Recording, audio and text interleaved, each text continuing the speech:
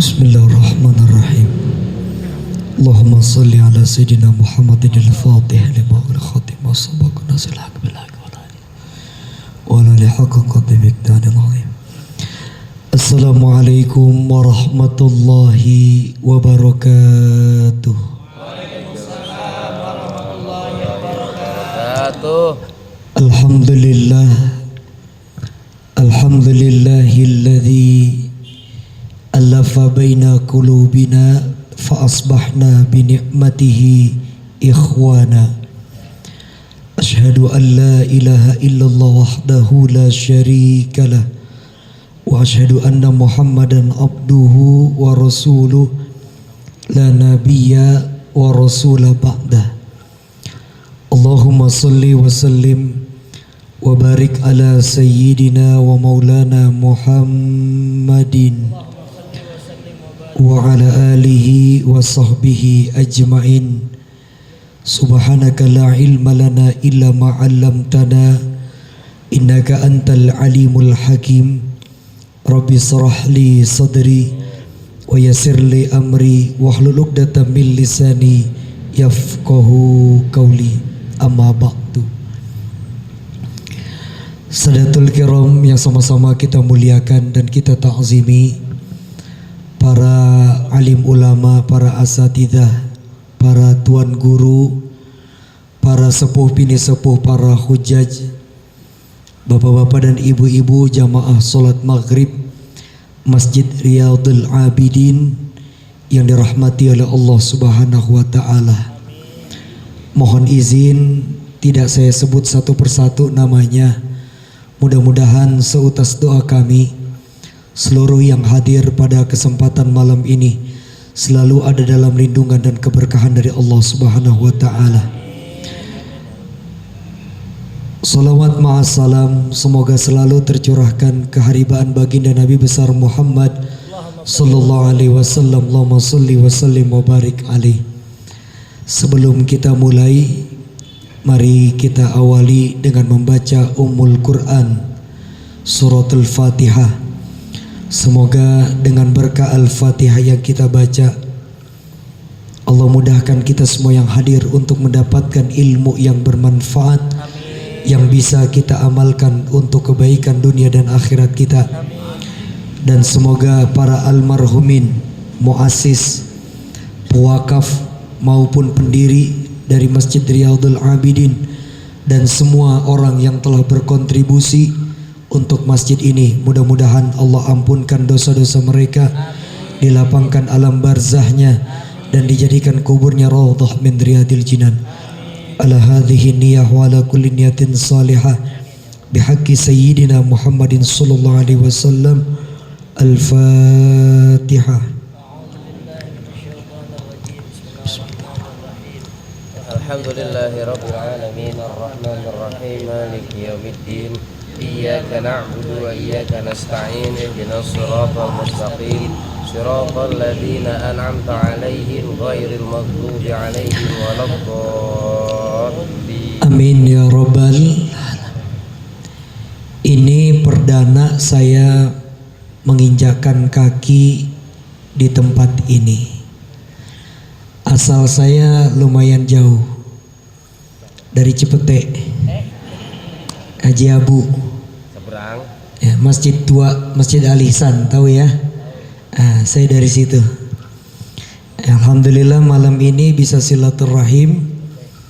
Sempat dijadwalkan tahun lalu kalau nggak salah ya.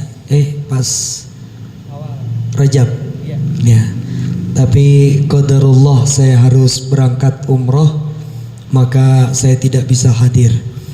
Ini pun malam ini saya baru tiba dari Bogor, acara dari kemarin siang sampai tadi di Cipete jam 5 sore saya langsung ke sini. Mudah-mudahan silaturahim kita menyambung silaturahim. Saya yakin ini kalau ke Cipete ini nggak jauh, kalau diurut-urut pasti ketemu begitu. Jadi selain kita menyambung silatul ilmi, mudah-mudahan kita bisa menyambung silatur rahim. Ini ada adik kelas saya juga nih, Ustadz Hafid. Ya, dari Gontor dan dari Mesir. Bismillahirrahmanirrahim. Dalam Al-Quran nomor urut ke-65. Jadi nanti kalau buka Al-Quran itu ada 30 juz, ada berapa surat? 114 surat, ada 6.600 ayat. Di surat yang ke-65 nama surahnya surah At-Talaq. Surah ke-65 ayat ke-12, ayat ke terakhir. Posisi sebelah tengah bagian kanan. A'udzu billahi minasyaitonir rajim. Bismillahirrahmanirrahim. Allahul ladzi khalaqas sab'as samawat wa minal ardi mithlahun. Ini fondasinya nih. Sebelum saya bahas intinya, ini saya bahas fondasinya. Apa? Dalilnya dulu biar kuat. Karena orang sekarang banyak kan kita lagi ngomong ditanyain dalilnya mana, dalilnya mana. Maka ini saya sebutin dalilnya dulu. Fondasinya biar kuat. Dalam Al-Quran nomor urut ke-65 nama surahnya surah At-Talaq. Ayat ke-12 posisi sebelah kanan bagian tengah. Allah berfirman, Allahul ladzi khalaqa sab'as samawat wa minal ardi mithlahun. Dialah Allah yang telah menciptakan sab'as samawat, wahid ithnani thalatha arba'a khamsah sitah sab'ah. Berapa? 7. Dialah Allah yang telah menciptakan langit itu ada 7 lapisan langit. Jadi langit itu ada 7 lapis. Kalau kita keluar dari Masjid Riyadul Abidin, kita dongakkan kepala kita ke atas, ada langit. Maka langit yang terdekat dengan bumi, para ulama tafsir mengatakan tidak termasuk bagian dari 7 lapisan langit ini. Wa minal ardi mithlahun. Bumi pun diciptakan Allah ada 7 lapis bumi. Saya ulangi ya. Allah ciptakan langit ada berapa lapis? 7. Bumi diciptakan ada berapa? Nah, saya ngelebar dulu sedikit. Ada orang yang bilang begini, mencoba menghantam apa yang sudah ditanamkan oleh ulama-ulama terdahulu. Apa itu? Kalau ada saudara kita meninggal, kan biasanya kita ngadain tahlilan tuh Pak, bener gak? Ya. Terus ada yang ngomong begini, oh itu mak 7 hari, 40 hari, itu ngikutin budaya Hindu.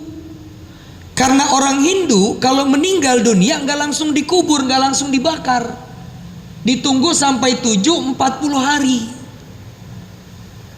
Jawabnya gimana? Nah kita kadang ngelakuin tapi kita kagak tahu Pak. Akhirnya apa? Karena nggak ketemu dalilnya udah berantem aja yuk. Nah, ngutak-ngatik apa yang udah kita lakukan. Begini, cukup jawab 7. Di dalam tafsir ada yang namanya al-i'jazu bil ahruf. Ada huruf-huruf yang dimuliakan Allah. Contoh alif lam mim, Yasin, Nun, Toha dan lain sebagainya. Itu huruf-huruf yang diberikan keistimewaan dan kemuliaan sama Allah. Yang kedua, ada al-i'jazu bil arqam. Ada angka-angka yang diberikan keistimewaan sama Allah. Bapak Ibu cukup jawab 7, angkat suaranya. Allah ciptakan langit ada berapa lapis? 7. Allah ciptakan bumi ada berapa lapis? 7. Dalam 1 minggu ada berapa hari? 7. Surah Al-Fatihah ada berapa ayat? 7. Kita tawaf berapa putaran? 7. Kita sa'i berapa kali? 7. 7. Maka para ulama tafsir mengatakan di antara huruf angka yang diistimewakan Allah salah satunya adalah angka 7. Maka ulama-ulama Nusantara mengkiaskan angka yang dimuliakan Allah ini, kalau ada saudara kita yang meninggal dunia maka diadakan takziah doa bersama sampai malam ke. Dan kalau ada perempuan yang lagi mengandung, lagi hamil, acara syukurannya, berdoanya di kehamilan di usia kandungan ke. Bisa dipahami? Ini biar kita paham sama-sama. Dan kita kembali.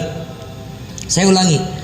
Allah ciptakan dalam surah At-Talaq ayat ke-12, langit itu ada 7 lapisan langit. Sahabat ditanya oleh Rasulullah, atadruna ma bainas sama? Para sahabat, kata Nabi, kalian tahu nggak berapa jarak dari bumi yang kita injek ke langit pertama? Ini kita diri di atas tanah, mau ke langit yang pertama berapa jaraknya? Sahabat menjawab, qalu Allah wa rasuluhu a'lam. Nggak tahu wahai Nabi. Nabi mengatakan, ma bainas samai, dari bumi yang kita injek ke langit yang pertama, masiratu khamsi mi'ati sanatin, 500 tahun perjalanan baru sampai kita ke langit pertama.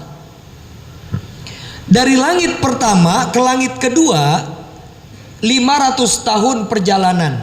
Dari langit kedua ke langit ketiga 500 tahun perjalanan. Begitu seterusnya sampai ke langit ketujuh. Saya tanya lagi, kalau kita mau sampai ke langit ketujuh, berapa jarak waktu yang dibutuhkan? Ya Allah, mudah-mudahan yang benar bisa berangkat umroh. Berapa? Berapa guru? Masya Allah, 3.500. Maka kalau Bapak Ibu mau sampai ke langit ketujuh, berapa jarak waktu yang dibutuhkan? Kita menempuh perjalanan waktu 3.500 tahun perjalanan. Ustadz, ada nggak manusia yang sudah sampai ke sana? Ada. Siapa? Satu-satunya manusia. Saya katakan, hanya satu manusia yang sudah sampai ke langit yang ketujuh. Siapa? Baginda Nabi besar Muhammad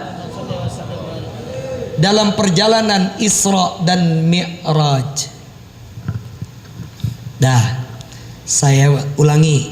Ini biar kuat nih, ini pondasinya.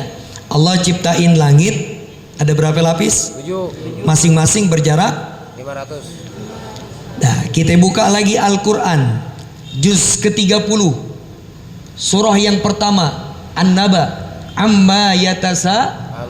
Surah ayat ke-19, posisi sebelah kiri bagian bawah. Wa futihatis sama'u fakanat abwaba. Kata Allah, wa futihatis sama'u, dan aku bukakan pintu langit-langit tersebut. Fakanat abwaba, di setiap lapisnya ada sebuah pintu. Jadi Allah ciptain langit ada 7 lapis, masing-masing berjarak 500 tahun.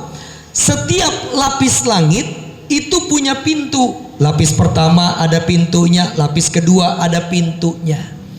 Dan Nabi mengatakan, setiap pintu itu dijaga oleh seorang malaikat Allah yang bernama Al-Khazin, malaikat penjaga pintu langit.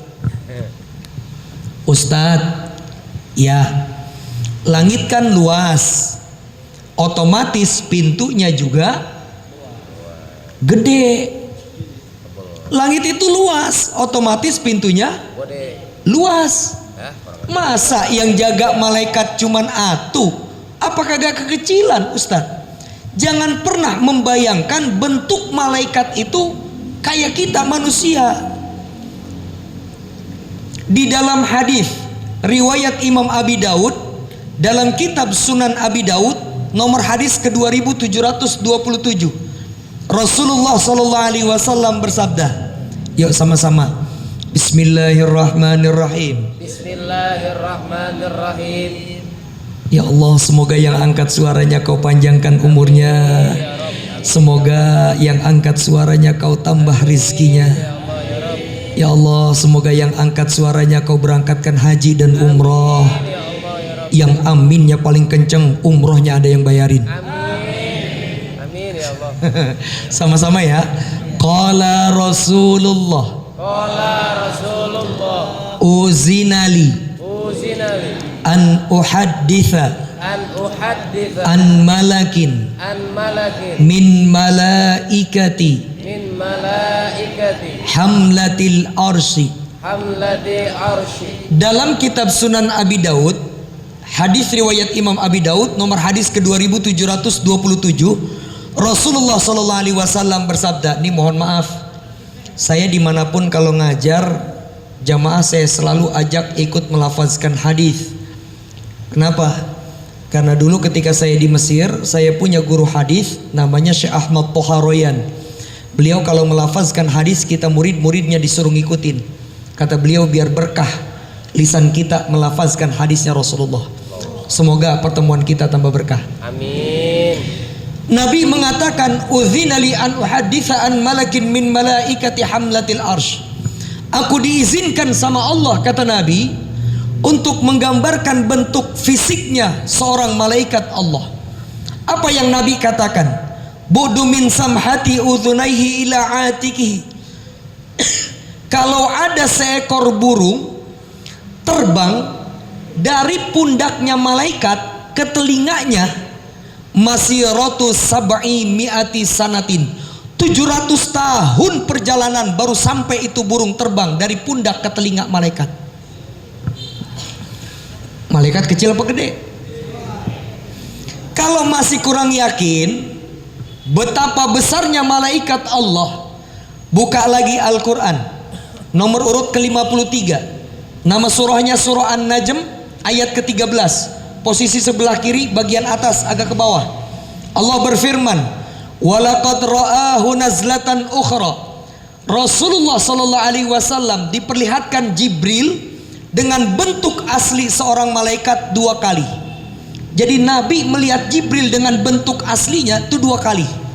Pertama saat Jibril menurunkan wahyu yang pertama kali di Gua Hira.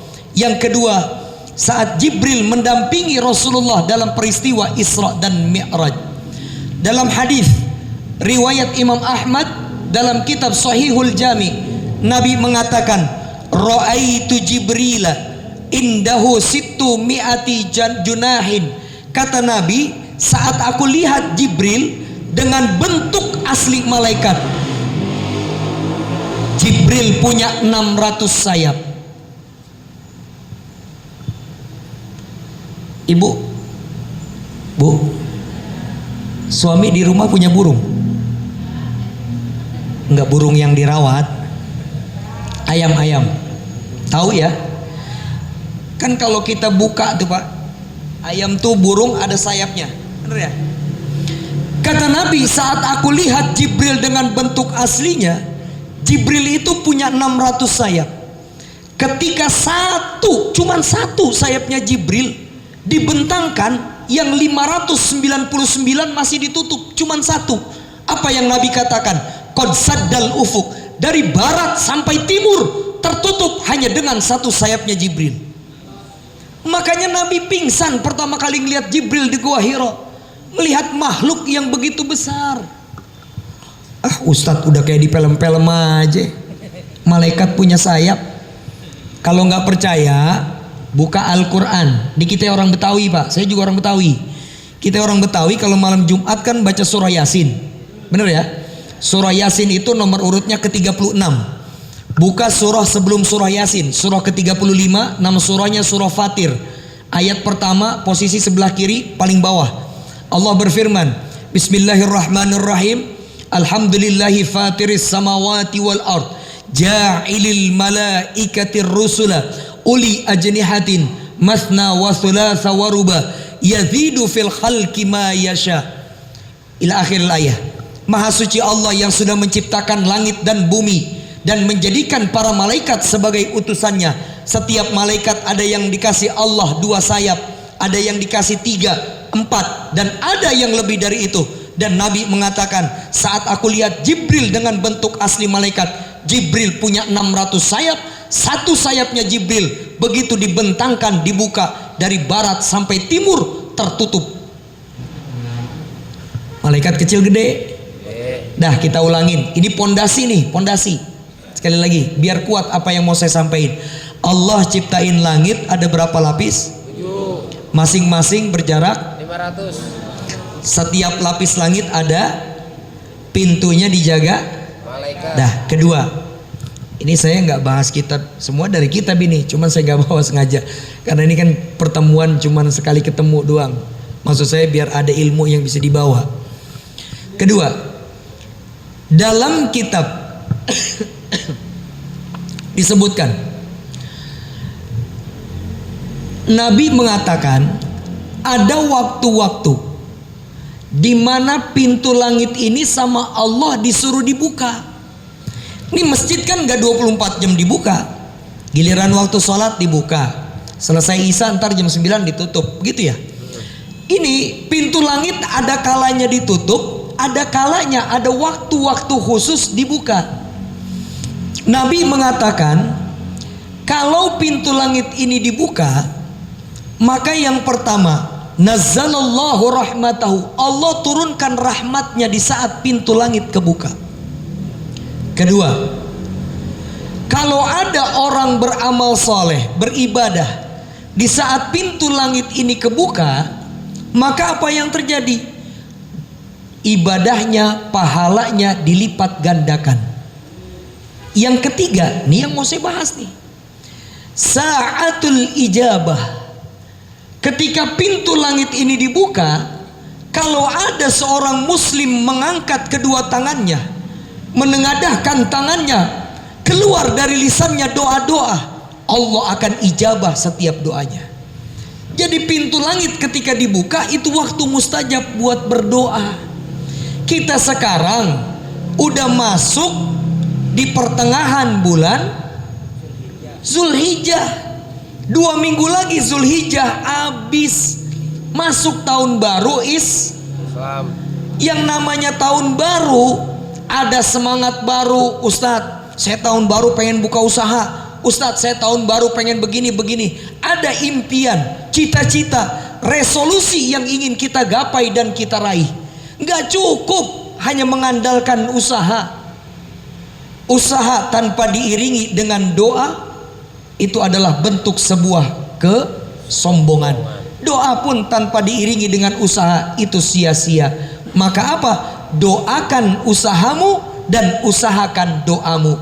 Ikhtiar kita maksimalkan dan optimalkan doa agar apa yang menjadi impian, cita-cita dan resolusi kita di tahun baru Islam yang sebentar lagi akan kita masuki, insya Allah 2 minggu lagi, apa yang perlu kita siapkan? Panjatkan doa agar apa yang menjadi impian kita dimudahkan dan dikabulkan Allah. Bagaimana caranya? Ikhtiarnya masing-masing.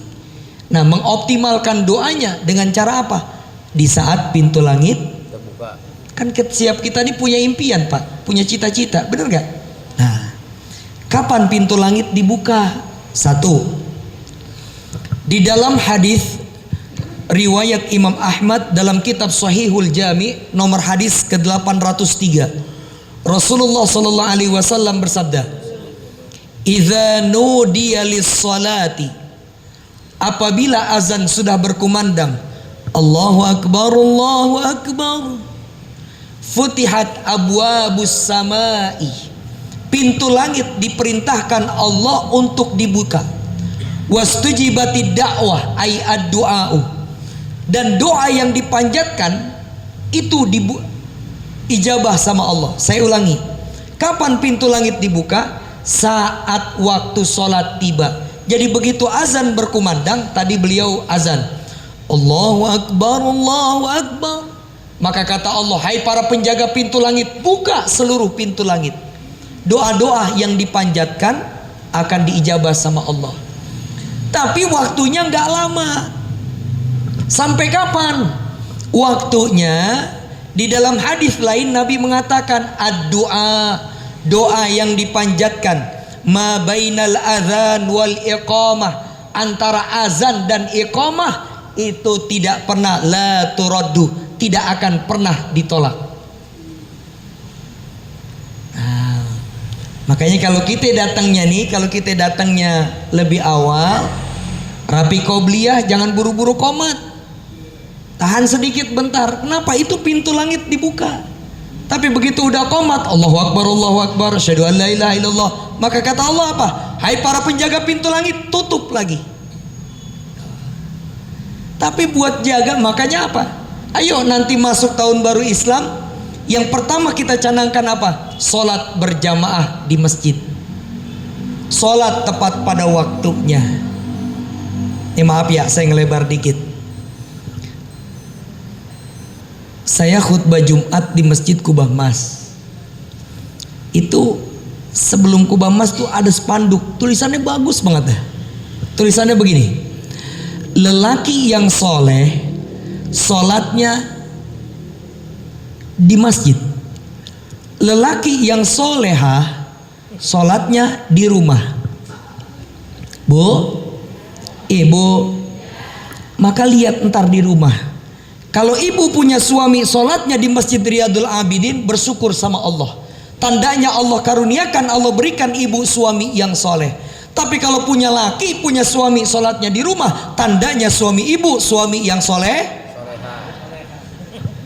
Pakai mukena berarti. Ayo makmurin masjid. Tapi buat menjaga sholat tepat waktu ini bukan perkara yang mudah. Karena dalam hadis riwayat Imam Al-Bukhari, disampaikan hadisnya oleh Sayyidah Aisyah Ummul Mukminin. Apa kata Sayyidah Aisyah?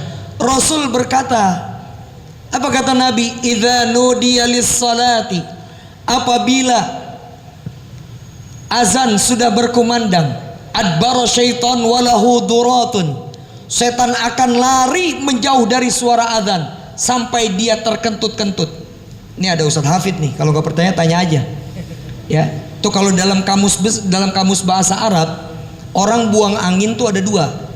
Kalau yang gak ada suaranya, bahasa Arabnya fusah. Tapi kalau yang ada suaranya kayak tut, itu bahasa Arabnya durot. Ini di dalam hadis ini kata Nabi, idza nudiya lis-salati, apabila azan udah berkumandang, adbaro syaiton, setan tuh lari pak, kepanasan dia, nggak kuat dengar suara azan, walahu durot, sampai nggak dengar suara azan. Makanya kalau guru melihat orang belum bayang, ditanyain, tong, lu udah bayang? Belum Pak Haji. Emang udah azan? Udah dari tadi. Lah, kok saya kagak denger? Tandanya dia kena kentut Setan. Kalau dia bisa dengar suara azan, setan kagak berhenti. Dia terus godain kita. Apa godainnya? Yatasaqalu anis salat. Dibikin berat buat sholat tepat waktu. Allahu Akbar, Allahu Akbar. Ntar aja, baru juga azan. Tanggung itu Samsu, baru juga diseisep. Makanya saya tanya, ada nggak orang sholat zuhurnya 2:30? Ada nggak? Di mana? Sono. Cianjur, Jawa. Ya Allah. Kalau kita bisa dengar azan, kita segera tuh ambil wudhu, datang ke Masjid Riyadul Abidin. Ini setan kagak berhenti, tetap digoda kita. Begitu sampai di masjid apa? Dibuat gangguan yang ketiga. Apa gangguannya? Yansa an adadir rokat. Dibikin lupa kita bilangan rokat. Allahu Akbar. 2 apa 3 ya? 3 apa 4? Pernah begitu? Kalau bisa kita lawan, masih tetap pak digodain. Apa digodainnya? Digodain dengan yang keempat. Apa tuh? Yuzkaru ma nusiya kharijas shalah. Yang kita lupa di luar sholat, dibikin ingat sama tuh setan. Dari jam 7 nyari kunci kagak ketemu. Begitu sembahyang lohor, Allahu Akbar. Oh iya, gue taruh sono. Nih setan yang gangguin manusia biar kagak mau ibadah. Kalau udah ibadah dibikin gak khusyuk, nih setan namanya setan khinzib. Setan apa? Khinzib. Sekarang juga ada nih, di share sama tuan guru pengajian di malam. Kata setan, udah minggu depan aja, minggu depan juga ada. Dia bisa datang kemari, dia lawan tuh. Nih khinzib gak mau ngalah. Sekarang saya tanya, ada nggak Ustadznya lagi ngajar, ngisi tausiah, dia ngobrol sama sampingnya. Ada? Di mana? Ada nggak ustadznya lagi tausiah, dia sibuk mainin HP? Ada? Yang mana orangnya? Tandanya udah kena godaan setan. Ya, kita kembali. Ini yang pertama. Ayo kita jaga. Kalau kita punya impian, perbaiki sholatmu, Allah akan perbaiki kehidupanmu. Itu pegang. Perbaiki sholatmu, Allah akan perbaiki kehidupanmu. Mau mulai kita kehidupan yang baik, mulai dari sholat. Jaga terus sholat. Makanya guru saya tuh pernah bilang, seburuk-buruk apapun ente, jangan tinggalin sholat. Orang tua dulu tuh orang Betawi, Pak. Anaknya mau pergi jauh, pesennya kagak banyak, Pak. Sholat. Lu jangan tinggalin sembahyang, mengaji. Udah, yang kedua apa? Lu jangan lupa makan, minum. Begitu. Tuh, orang-orang dulu. Makanya dijaga sholat kita tepat waktu. Yang kedua, kapan pintu langit ini dibuka? Jam berapa, Bu? 19.01. Lewat 1. Yang kedua, kapan pintu langit dibuka? Dalam Al-Quran, surah Al-Qamar, surah ke-54, ayat ke-11. Ketika Allah turunkan hujan. Fafatahna abwabas samai bima'im munhamir. Kata Allah, fafatahna abwabas samai. Aku bukakan pintu langit bima'in munhamir. Saat curah hujan aku turunkan. Maka ketika hujan turun, itu pintu langit lagi dibuka, rahmat diturunkan, doa diijabah. Sampai Nabi menguatkan di dalam hadisnya, utlubu istijabati doa inda salatin. Bermunajat kalian di 3 waktu mustajab. Salah satunya kata Nabi, inda nuzulil ghais, saat Allah turunkan hujan. Maka kalau hujan turun jangan pada ngeluh. Dah hujan, mau kerja ini. Ya hujan baru buat nyuci. Jangan ngeluh, angkat kedua tangan, ya Allah. Inilah saat dimana Engkau bukakan pintu langit, ya Rabb. Panjangkan umur kami, sehatkan badan kami. Begitu. Hujan turun, minta sebanyak-banyaknya doa. Tuh. Nih, saya ngelebar sedikit nih. Bicara tentang hujan. Ada adat istiadat orang tua dulu yang punya landasan dalil. Ada adat istiadat yang cuman adat. Contoh adat istiadat yang punya landasan dalil, boleh dipakai. Orang tua dulu ngomong begini, kalau sore-sore dekat maghrib, anak jangan dibiarin main, ntar diumpetin.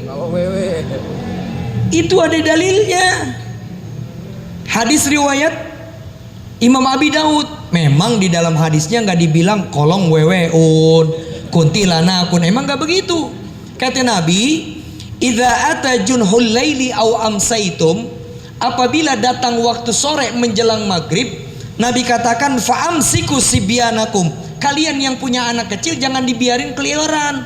Kenapa? Hina idzin tansyiru syayatin. Karena waktu sore menjelang maghrib tuh setan semuanya lagi pada keliaran. Dibahasakan sama orang tua kita apa? Ntar diumpetin. Tapi banyak juga adat istiadat yang cuman adat. Jangan terlalu kuat dipegang dan diyakinin. Contoh adat yang cuman sekedar adat.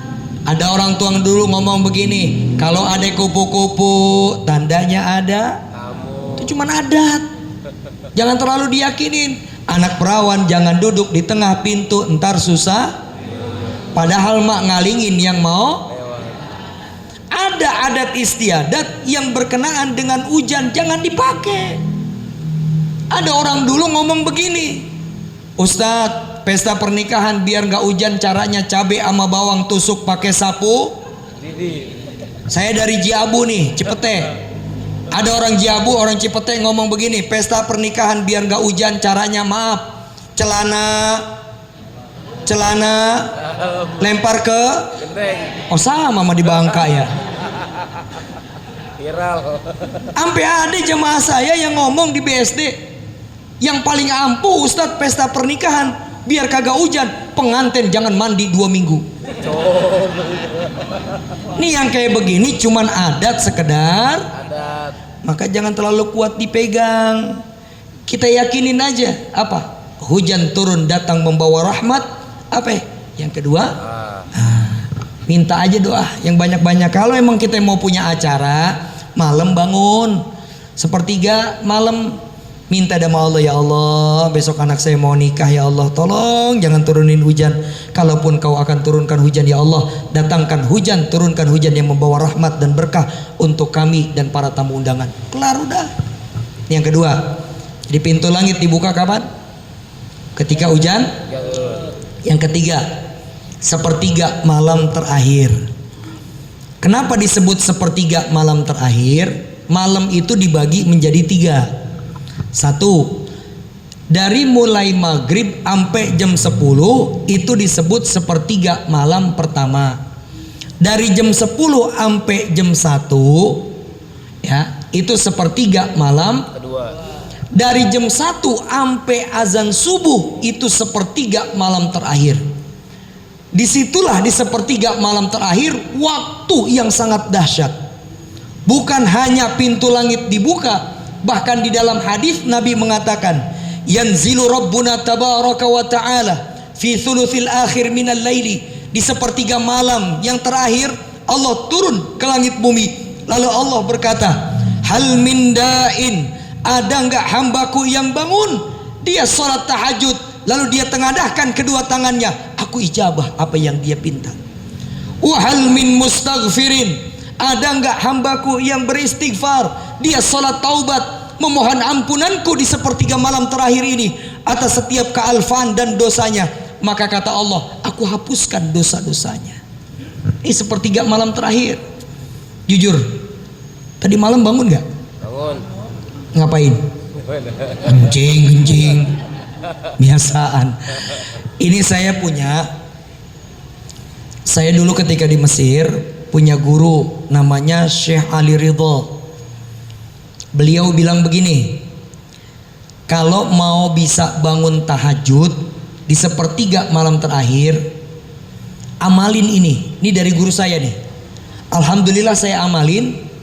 Ya, meskipun kadang dakwah pulang jam 1, setengah 2, itu masih dikasih Allah kesempatan sebelum subuh bisa bangun. Caranya gimana? Ya, diingat baik-baik. 1, sebelum tidur ambil air wudhu. Tat, saya kan punya bini, ntar kalau sentuhan batal. Kita talfik mazhab ke mazhab gurunya Imam Asy-Syafi'i. Siapa? Imam Malik. Jadi kalau sentuhan kayak kita lagi tawaf, kagak batal kecuali kita mau hubungan ya. Kalau cuma sekedar ini, nah kenapa? Karena nggak bakalan bisa tidur pak kalau kita pakai mazhab Imam Syafi'i. Ya batal wudhu lagi, wudhu sekali tidur. Ini pertama, ambil wudhu sebelum. Kedua, baca 3 kul. Kul huwallahu ahad, kul a'udzu birabbil falaq, kul a'udzu birabbin nas. Mau nambahin ayat kursi boleh ya. Mau nambah Ali Imran 11 kali, Yasin 20 kali juga nggak apa-apa, silahkan aja. Cuman dari guru saya cuma 3 tuh, 3 kul. Ketiga, baca doa tidur dah, bisa kan? Bisa. Bismika Allahumma ahya wa bismika. Habis baca doa tidur, ngomong begini dalam hati, ya Allah bangunkan saya sepertiga malam terakhir. Coba, yang pertama apa? Ambil. Yang kedua, yang ketiga baca doa. Yang keempat, niat aja dalam hati, ya Allah bangunin saya buat sholat tahajud, gitu aja. Ntar yang saya rasain pak, tuh ntar caranya Allah bangunin kita ada aja.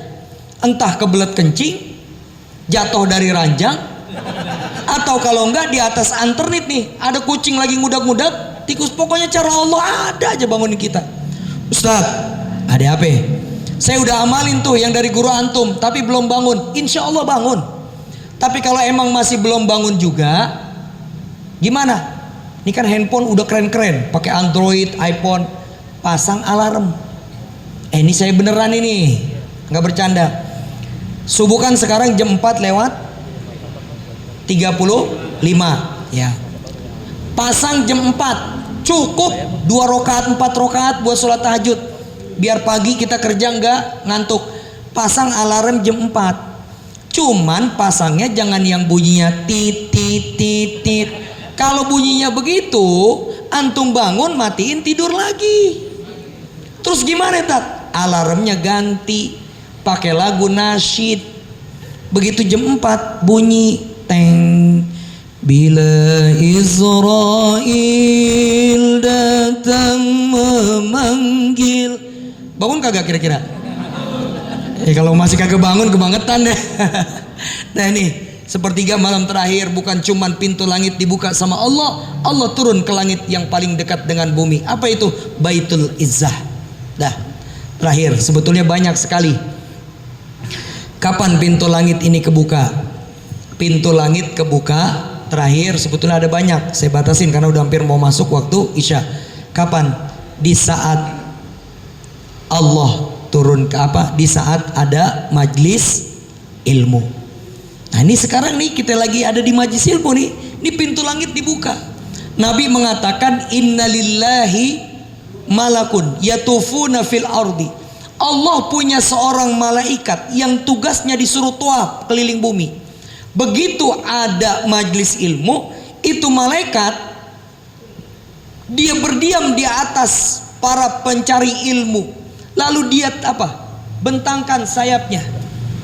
Lalu malaikat berkata, maka di atas kita ada apa nih?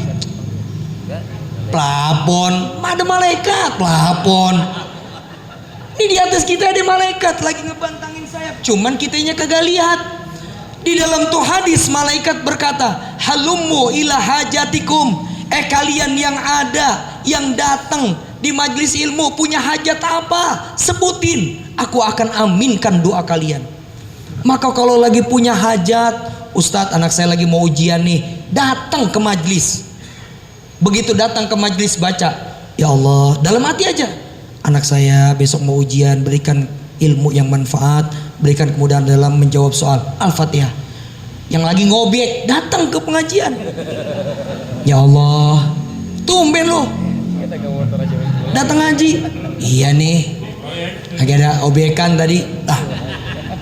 Betulan apa? Gue juga lagi nyari nih musuh. Tuh ketemu Pak. Coba bacain Fatihah aja dalam hati aja. Nih, maka nih kita sekarang pintu langit lagi dibuka. Panjatkan doa. Kalau kita punya hajat, datang ke majelis ilmu. Ini yang keempat. Ini saya yang lebar sedikit sebagai penutup. Orang yang hadir ke majelis ilmu bukan hanya pintu langit dibuka untuknya. Doa-doa yang dipanjatkan itu akan diijabah oleh Allah. Tapi di dalam hadis Nabi mengatakan, man kharaja fi talabil ilmi fahuwa fi sabilillah hatta yarji'ah. Langkah kaki kita itu bernilai pahala jihad di jalan Allah pulang pergi. Bahkan dalam surah Yasin disebutkan, inna nahnu nuhyil mauta wa naktubu ma qaddamu wa atharahum wa kulla syai'in ahsaynahu fi imamin mubin. Udah pada hafal ayatnya, saban Jumat kita baca. Inna nahnu nuhyil mauta. Kami akan hidupkan kembali, kata Allah, mereka setelah meninggal di hari kiamat. Kita bakalan dibangkitin ntar. Wa naktubu ma qaddamu. Langkah kaki mereka buat sholat berjamaah, buat datang ke majlis ilmu. Apa yang Nabi katakan, itu aku tulis. Jadi ini pahala jihad di jalan Allah udah ditulis dalam buku amal kita. Bukan cuman langkah kakinya. Dalam surah Yasin disebutkan, wa atharahum, bahkan bekas tapak kaki yang kita pijakan itu kelak akan menjadi saksi di hadapan Allah. Saya tanya, tadi kemarin nginjek tanah nggak? Oh iya, salah saya nanya ya. Ya, Bapak Ibu semuanya tadi kemari pakai sendal, pakai sepatu, nginjek tanah apa kagak? Aspal. Oh ya, ya Allah ya Robi, sabar ya Allah.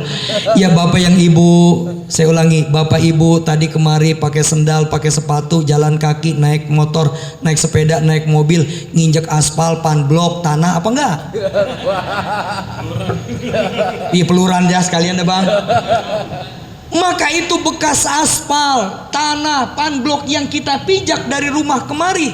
Tadi bahkan tuan guru ngomong, Ustadz, ini tadi jalan sekilo dari rumah kemari. Itu langkah kakinya bukan cuma langkahnya doang ditulis sama Allah. Bekas pijakan tapak kakinya akan bersaksi di hadapan Allah, memberi kesaksian yang meringankan kita. Termasuk apa? Ini karpet merah Masjid Riyadul Abidin yang kita dudukin, nanti di hari kiamat akan bersaksi di hadapan Allah. Maka beruntung yang datang pengajian malam ini duduknya sambil nyender di tembok. Maka antar di kiamat yang bersaksi dua apa? Karpet sama Tembok. Makanya besok-besok minggu depan kalau ada pengajian duduknya sambil. Nah ini masih ada waktu 5 menit. Ada yang mau nanya? Silakan. Kalau nggak ada saya tutup terakhir. Ustadz, itu kan tadi pintu langit udah disebutin. Saya udah doa pas pintu langit dibuka. Tapi kok doa saya belum diijabah? Katanya mustajab. Allah mengijabah doa itu dengan 3. 1, an yakdiyalahu fid dunya. Kita minta A langsung dikasih. Pas pintu langit dibuka, pas hujan, bapak angkat, ya Allah berangkatin saya umroh. Tiba-tiba anak memantu, Pak apa ya? Nih kita ada rezeki berangkatin umroh. Tuh langsung dikasih. Apa yang kita pinta dikasih sesuai. Yang kedua, nggak dikasih seperti apa yang kita pinta, tapi sebagai gantinya apa? Au yusrifa lahul balaya. Ada musibah mau nimpa kita, kita dijauhin sama Allah. Ini orang hidupnya tentram, kelihatannya kagak pernah sakit. Harusnya nih kecelakaan, dihindarin dari kecelakaan. Nih, jadi diijabah doanya tapi nggak seperti apa yang dipinta, ya, dijauhkan dari musibah dan bahaya. Atau yang ketiga, nggak dikasih sesuai dengan apa yang dipinta, nggak juga dijauhkan dari musibah, dia masih sakit juga, kecelakaan juga, tapi apa? Yudkhiru lahu fil akhirah, disimpan sama Allah buat di akhirat nanti. Maaf, nggak maksud menyimbung siapapun. Ada orang berumah tangga, udah nikah belasan tahun belum Ya, anak. dikaruniakan anak. Tiap hari tuh orang doa nggak? Doa nggak? Sampai meninggal dunia belum dikasih anak juga sama Allah.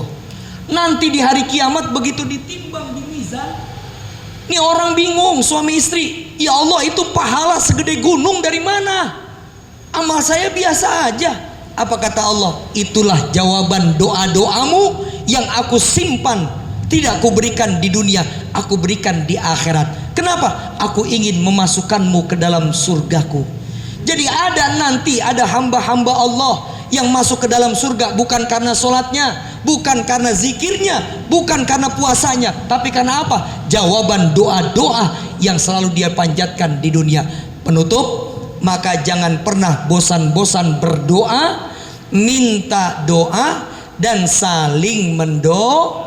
Ketemu siapapun minta doa, jangan pernah bosan doa. Dan kalau udah berdoa jangan kayak debt collector, baru doa sehari lah, mana dia ya, kata Ustadz kalau hujan pintu langit dibuka kayak debt collector, Allah ditagi-tagi mulu. Doa udah pasti diijabah. Kalau nggak di dunia, di akhirat kelak akan kita lihat jawaban kita.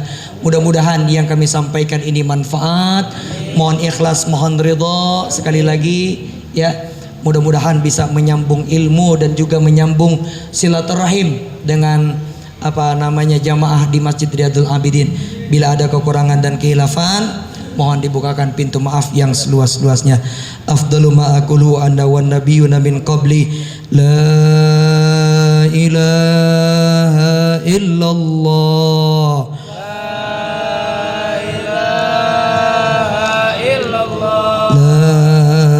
ilaha illallah, la ilaha illallah,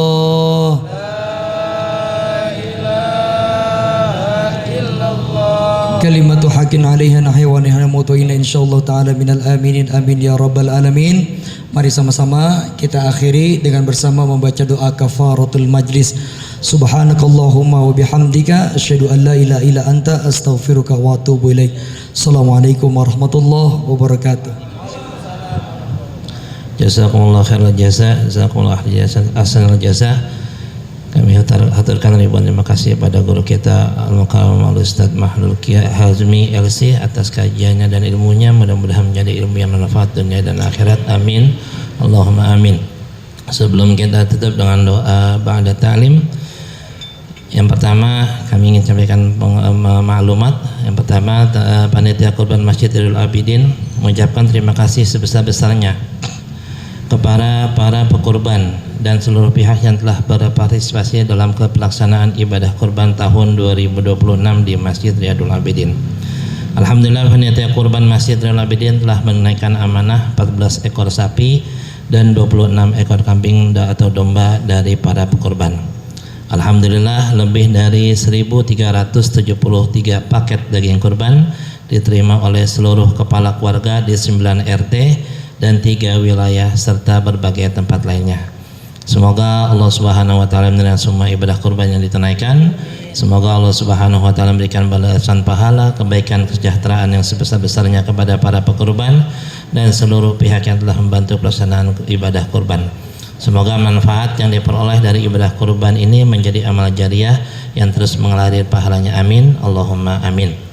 Yang kedua, kami mohon doakan ya, kemarin hari Sabtu ponakan saya yaitu si almarhumah Siti Maryam binti Haji Madawi, putri dari kakanda Ibu Saidah binti Haji Ahmad Sanusi, kemarin dipanggil Allah Subhanahu wa taala. Mudah-mudahan amal ibadahnya diterima oleh Allah Subhanahu wa taala, segala kekhilafannya dimaafkan, diampuni Allah Subhanahu wa taala, ditempatkan di tempat yang terbaik si Allah Subhanahu wa taala, serta keluarga yang tidak akan mendapat kesabaran, ketabahan, kesehatan oleh Allah Subhanahu wa taala.